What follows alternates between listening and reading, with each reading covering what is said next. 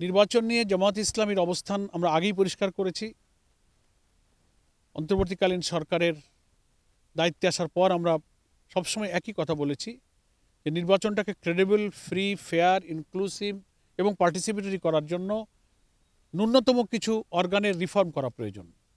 আমরা জানি যে একটা রাষ্ট্রের, বিশেষ করে বাংলাদেশ নামক রাষ্ট্রের সমস্ত অর্গান, সমস্ত বিভাগ পলিটিসাইজ হয়েছে, করাপ্ট হয়েছে।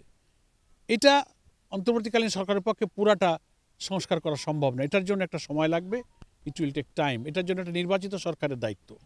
কিন্তু নির্বাচনের জন্যে ন্যূনতম যেসব অর্গানগুলো ইলেকশনে ইনভলভ হয়, যেমন election commission, electoral process, police administration, civil administration, judiciary, এরকম গুরুত্বপূর্ণ কিছু বিভাগের সংস্কার কার্য শেষ করে নির্বাচনের একটা রোডম্যাপ ঘোষণা করা উচিত। এবং অন্তর্বর্তীকালীন সরকার নির্বাচনের যে ধারণা আপাতত পেশ করেছে, আমি মনে করি এর চেয়ে আর লম্বা সময়ের মোটেই নেওয়া উচিত নয়।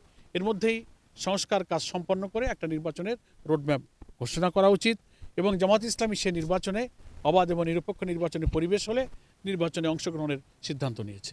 সংস্কার কমিশন একটি প্রস্তাবনা দিয়েছে। সংস্কার কমিশন, নাম পরিবর্তন, আমি বলছি 13টি সংস্কার কমিশনের মাত্র 4টা কমিশনের রিপোর্ট গতকালকে দিয়েছে, বাকিগুলো আসুক।